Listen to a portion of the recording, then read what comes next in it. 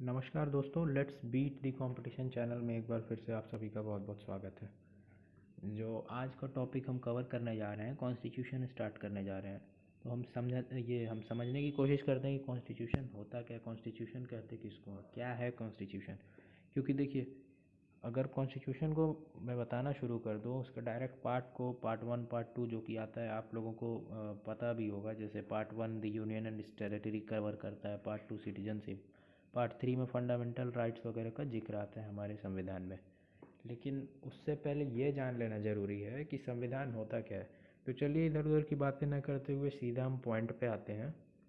और संविधान होता क्या है, देखिए, ऐसे तो कोई इसका एग्जैक्ट डेफिनेशन नहीं बताया जा सकता कि क्या होता है, लेकिन फिर भी अपने शब्दों में जिसको आप याद रख सकें, जिसको आप अपने भाषा में समझ सकें, इसलिए मैं आप लोगों के लाइफ से रिलेटेड ही एग्जांपल्स को सेट करते हुए इसको बताने की कोशिश करता हूँ। तो चलिए समझते हैं सबसे पहले व्हाट इज़ कॉन्स्टिट्यूशन। तो अगर एक जनरल मीनिंग निकाला जाए कॉन्स्टिट्यूशन का, तो आप अपने स्क्रीन पे भी देख रहे होंगे जैसा कि लिखा है कि कॉन्स्टिट्यूशन होता क्या है। तो इसको हम कह सकते हैं, a constitution is primarily A set of rules and principles specifying how a country should be governed, how power is distributed and controlled, and what rights citizens possess. तो देखिए, इन शॉर्ट अगर इन सब की हम ब्रीफ में बात करें तो इन शॉर्ट ये निकल के आता है, we can say it is a set of rules. तो देखिए, जनरली कॉन्स्टिट्यूशन है क्या, it is a set of rules. चलिए अब इसको हम और आसान भाषा में समझने की कोशिश करते हैं कि कॉन्स्टिट्यूशन होता क्या है। देखिए, किसी भी ऑर्गेनाइजेशन को आप अपने लाइफस्टाइल से समझ सकते हैं इस चीज़ को। देखिए, अगर आप कहीं काम करते हैं या कहीं पे भी किसी ऑर्गेनाइजेशन में अगर जॉब करते हैं, काम करते हैं, कहीं विद्यालय में पढ़ते हैं, चाहे जो भी आप करते हो, तो किसी भी ऑर्गेनाइजेशन को चलाने के लिए ना एक मैनुअल की ज़रूरत होती है। ठीक है, जैसे इसको ऐसे समझिए, एक पायलट है, पायलट का काम होता है विमान उड़ाना, ठीक है, जो हवाई जहाज़ में आप सफ़र करते हैं। तो वो क्या करता है, उसको हर विमान को उड़ाने से पहले वो उनका एक मैनुअल आता है, ठीक है, जिसको फ्लाइंग मैनुअल कहते हैं। वो उसको पढ़ता है, फ्लाइंग मैनुअल से समझता है कि हमें करना क्या है। ये सब समझने के बाद जो उसका फ्लाइंग मैनुअल होता है ना, उसी में वो सारी चीज़ें एक set of rules and regulation बना के दी गई रहती हैं। और उन सारी चीज़ों को समझने के बाद ही वो अपने काम पर लगता है। तो आप इसको ऐसे समझिए, बस कॉन्स्टिट्यूशन भी सेम वही काम करता है। वहाँ पे वो पायलट अपने काम को समझने के लिए जा रहे हैं, और यहाँ पे कॉन्स्टिट्यूशन हम सारी नागरिकों की जिम्मेदारियाँ क्या होंगी, हमारे अधिकार क्या होंगे, सरकार की नागरिकों के प्रति जिम्मेदारियाँ क्या होंगी, सरकार के क्या अधिकार होंगे, न्यायपालिकाएँ क्या काम करेंगी, ए टू जेड हम कह सकते हैं, जितना भी देश कैसे चलेगा, क्या किसके क्या अधिकार होंगे, सरकारें कहाँ तक आपके मामले में दखल दे सकेंगी, आप कहाँ तक सरकार से प्रश्न पूछ सकते हैं, ये सारी चीज़ों को हमारे संविधान में बताया गया है।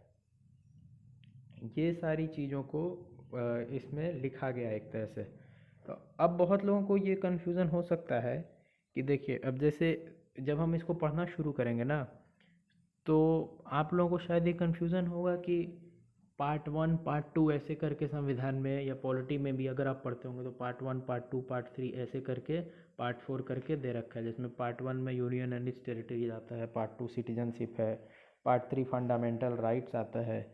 तो ऐसे ही जो अगर हिंदी वाले होंगे तो उनके लिए पार्ट फोर राज्य की नीति के निर्देशक तत्व, जिसको directive principle of state policy कहते हैं। ऐसे ही भाग पाँच आता है फिर, जिसमें यूनियन, फिर उसके बाद चैप्टर वन एग्जीक्यूटिव वगैरह के विषय में बताया जाता है। तो देखिए, ये होता क्या है, ये part one two part three part four ये सब क्या है, और आर्टिकल्स क्या है ना, ये इसको मैं बहुत ही आसान शब्दों में आपको आज समझा देता हूँ। देखिए, जब आप कोई भी किताब पढ़ते हैं ना, जैसे आप अपनी क्लास वन क्लास टू में याद करिए, आप पढ़ते होंगे, तो उसमें क्या होता है, उसमें चैप्टर नंबर दिया रहता है, chapter one chapter two chapter three chapter four ऐसे रहता है। सेम चीज़ अब देखिए, क्योंकि हमारा जो संविधान है ना, तो संविधान में वो बहुत ही, जब आप उसका ओरिजिनल कॉपी पढ़ेंगे, जब आप संविधान पढ़ेंगे, तो आप उसको जनरली ऐसे नहीं पढ़ सकते हैं। आप उसको चैप्टर के बारे में, जैसे चैप्टर जैसे हम पढ़ते हैं, आप वैसे नहीं पढ़ सकते हैं कि chapter one chapter two chapter three chapter four ऐसे करके नहीं पढ़ सकते हैं, समझ रहे हैं। तो इसीलिए उसके जगह पे हमारे संविधान में आर्टिकल्स यानी अनुच्छेद बनाए गए हैं, और हर एक अनुच्छेद में एक उसका अपना एक नाम दिया गया है। और उसके जब आप उस अनुच्छेद का अध्ययन करेंगे, जब उस अनुच्छेद को पढ़ना शुरू करेंगे, तो उसके बाद आपको उसमें ऐसी चीज़ें मिलते जाएंगी जिसके विषय में आप, और जब उस पर्टिकुलर अनुच्छेद को पढ़ना शुरू करेंगे, तो उसके बाद आप जब अध्ययन अपना करेंगे तो उससे रिलेटेड चीज़ें उस संविधान की किताब में मिलेंगी।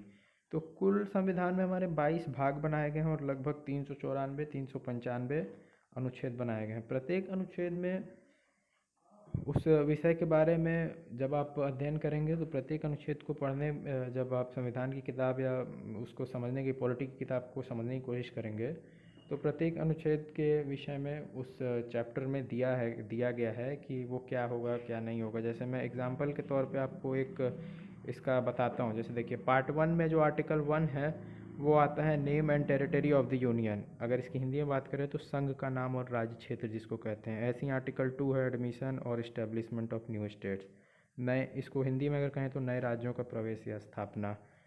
वैसे ही आर्टिकल 3 आता है formation of new states and alteration of areas boundaries और names of existing states. Hindi में अगर बात करें तो नए राज्यों का निर्माण और वर्तमान राज्यों के क्षेत्रों, सीमाओं या नामों में परिवर्तन। ऐसे ही आर्टिकल 4 भी आता है ये पार्ट 1 में।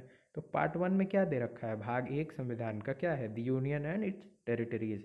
भाग 1 में अनुच्छेदों की कुल संख्या, यानी जैसा मैंने आपको अभी बताया भी, जो अनुच्छेद 1 से 4 तक है वो पार्ट 1 यानी भाग 1 में कवर होता है। और पार्ट 1 में यूनियन एंड इट्स टेरिटरी के बारे में पढ़ते हैं, तो जिसकी हिंदी होती है संघ और उसका राज्य क्षेत्र। ऐसे ही पार्ट 2 है, तो पार्ट 2 में हमको जनरली नागरिकता के बारे में संविधान बताया गया। अब जैसे पार्ट 2 में आर्टिकल 5 से लेकर के आर्टिकल 11 यानी अनुच्छेद 5 से अनुच्छेद 11 की बात पार्ट 2 संविधान का भाग 2 करता है।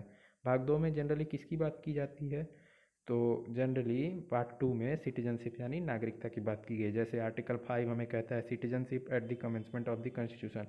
आपको इसमें बहुत ज़्यादा परेशान होने की ज़रूरत नहीं है, क्योंकि ये जो संविधान के जो सबसे इम्पोर्टेंट आर्टिकल्स हैं, जिसका हमेशा कहीं ना कहीं पे आपके पेपर्स में, चाहे वो आप किसी भी लेवल पे जाएं, बैंकिंग में जाएं, एसएससी वगैरह में जाएं, यूपीएससी में जाएं, जो सबसे इम्पोर्टेंट चीज़ें हैं, वो जो सबसे इम्पोर्टेंट आर्टिकल्स होंगे, जो सबसे इम्पोर्टेंट पार्ट जो भाग होंगे, उसका एक वीडियो अलग से उसका मैं अपलोड कर दूंगा। लेकिन अभी यहाँ पे चूँकि कॉन्स्टिट्यूशन को हम समझ रहे हैं कि, अब देखिए, अनुच्छेद को समझने से पहले ये समझ लेना ज़रूरी है कि ये कॉन्स्टिट्यूशन है क्या। अब आप डायरेक्ट अनुच्छेद समझने लग गए और आपको ये पता ही नहीं है, उसका परिभाषा जानते ही नहीं है, उसका डेफिनेशन नहीं जानते हैं कि आप क्या पढ़ रहे हैं, तो ये ठीक नहीं है। इसलिए हम इसको अलग से, जो भी इसके बाद आर्टिकल्स, कौन से आर्टिकल्स क्या कहते हैं और जो भी इम्पोर्टेंट होंगे एग्ज़ाम के पॉइंट ऑफ व्यू से, उसके लिए सेपरेट वीडियो अलग से कॉन्स्टिट्यूशन का एक प्लेलिस्ट रहेगा चैनल में, वो आ जाएगी। उम्मीद करते हैं कि व्हाट इज़ कॉन्स्टिट्यूशन आपको इस शॉर्ट वीडियो से क्लियर हो गया होगा। अगर क्लियर हो गया है तो लाइक का बटन दबा करके आप वीडियो को लाइक कर सकते हैं, और अगर चैनल पर नए आए हैं तो चैनल को सब्सक्राइब भी कर सकते हैं। तब तक के लिए धन्यवाद। जल्दी ही इम्पोर्टेंट आर्टिकल्स और उसकी डिटेल्स के साथ वीडियो आपके लिए इस चैनल पे आ जाएगी। धन्यवाद।